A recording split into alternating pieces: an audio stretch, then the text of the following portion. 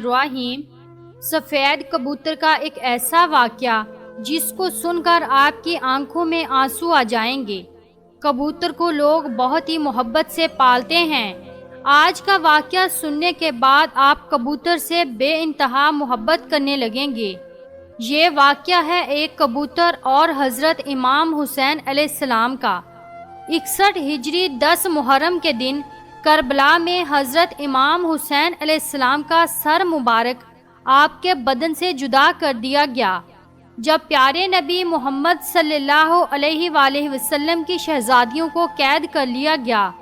امام حسین علیہ السلام کے غم میں آسمان بھی برس برس کے رو رہا تھا۔ 10 محرم کو ایک سفید کبوتر کربلا کے میدان سے گزر رہا تھا۔ کبوتر نے دیکھا کہ کربلا کی تپتی ہوئی زمین پر رسول کے نواسے کا جسم مبارک تنہا پڑا ہے۔ وہ کبوتر چیختا ہوا آسمان سے نیچے اتر آیا اور دوسرے پرندوں سے کہنے لگا کہ قیامت آ گئی اور پیارے نبی محمد صلی اللہ علیہ وآلہ وسلم کے نواسے کو کربلا میں شہید کر دیا گیا۔ رسول اللہ کا خاندان کربلا میں بکھر گیا ہے۔ یوں کبوتر کربلا میں آ کر پھرنے لگے اور امام حسین علیہ السلام کے غم میں رونے لگے، اور اس کبوتر نے اپنے آپ کو حضرت امام حسین علیہ السلام کے خون سے اپنے آپ کو تر کر لیا اور واپس اڑ گیا۔ پھر وہ کبوتر اڑتا ہوا مدینہ شریف جا پہنچا اور طواف کی طرح پیارے نبی محمد صلی اللہ علیہ وآلہ وسلم کے روضے کے ارد گرد چکر کاٹنے لگا۔ اس کبوتر کے پروں سے خون کے قطرے ٹپک رہے تھے۔ مدینے کے لوگوں نے جب اس کبوتر کا حال دیکھا تو حیران پریشان ہو گئے۔ اس کے بعد جب ان لوگوں کو معلوم ہوا کہ کربلا میں حضرت امام حسین علیہ السلام کو شہید کر دیا گیا ہے، تو پھر معلوم ہوا کہ سفید کبوتر پیارے نبی رسول اللہ کے روضے پر کیوں آیا تھا۔ کبوتر یہ پیغام دینے کے لیے آیا تھا کہ رسول کے نواسے کو بے دردی سے شہید کر دیا گیا ہے۔ اس لیے بزرگوں نے ارشاد فرمایا ہے کہ دنیا میں جو سفید رنگ کا کبوتر ہے وہ اسی کبوتر کی نسل میں سے ہے۔ اس اللہ تبارک و تعالی نے ان کبوتروں میں اتنی شفا اور برکت رکھی ہے۔ تاریخ میں لکھا ہے کہ مدینے میں ایک گاؤں میں سیام نامی کا یہودی تھا۔ اس کی ایک بیٹی تھی جو بہت ہی خوبصورت تھی۔ اس کو اچانک ہی بہت کا مرض ہو گیا، جس کی وجہ سے اس کے ہاتھ پاؤں اور آنکھوں نے کام کرنا چھوڑ دیا۔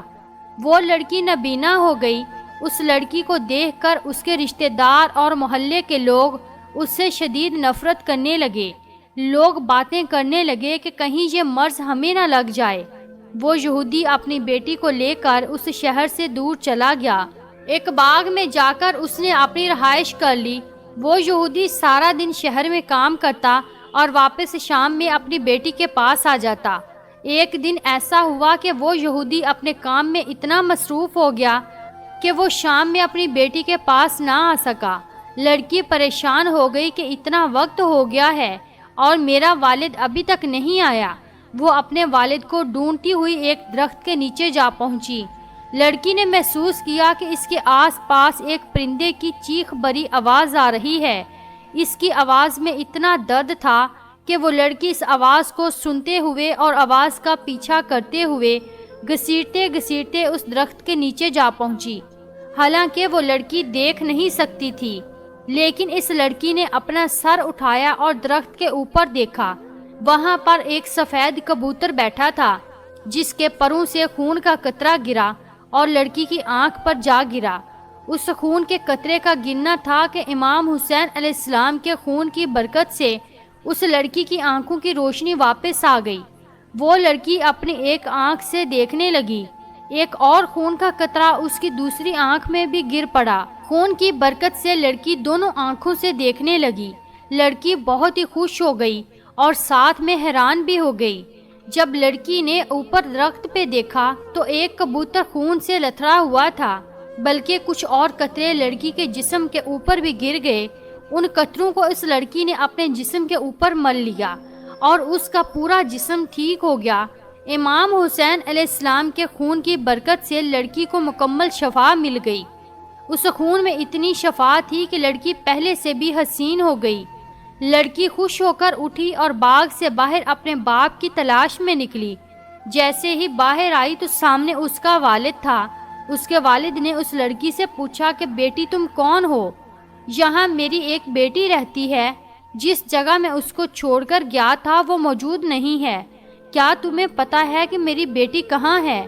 لڑکی خوش ہو کر رو کر بولی، اے بابا میں ہی آپ کی بیمار بیٹی ہوں اور میں اب صحت یاب ہو گئی ہوں۔ یہودی یہ سن کر اتنا خوش ہوا کہ اس کی آنکھوں میں آنسو آ گئے۔ خوشی سے اپنی بیٹی کو گلے لگایا اور بولا، اے بیٹی تجھے اپنی آنکھوں سے دیکھنا کیسے لگ گیا؟ اس کی بیٹی نے اس کو پورا واقعہ سنایا۔ لڑکی اپنے باپ کو اس درخت کے نیچے لے کر گئی۔ یہودی نے کبوتر سے کہا، اے خوبصورت پرندے، تیری اس دردناک آواز کے پیچھے وجہ کیا ہے؟ اور تیرے پروں سے یہ مبارک خون کس کا ہے جس خون میں اتنی شفا ہے؟ کبوتر نے جواب دیا کہ خون محمد صلی اللہ علیہ وآلہ وسلم کے نواسے امام حسین علیہ السلام کا ہے، جس کو ظالموں نے کربلا میں شہید کر دیا ہے۔ یہ اسی خون کی برکت ہے۔ یہودی یہ سن کر اسی جگہ پر مسلمان ہو گیا۔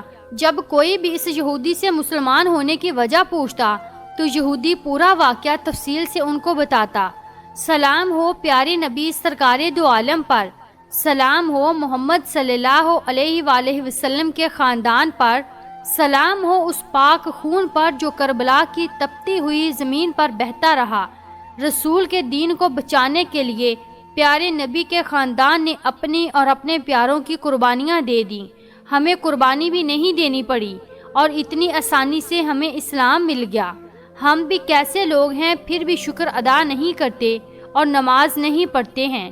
اللہ تبارک و تعالی ہم سب کو نماز پڑھنے کی توفیق عطا فرمائے اور نیک اعمال کرنے کی توفیق عطا فرمائے۔ اللہ پاک نے ہمیں جتنی بھی زندگی عطا کی ہے، ہم اس کو اللہ پاک کی شکر گزار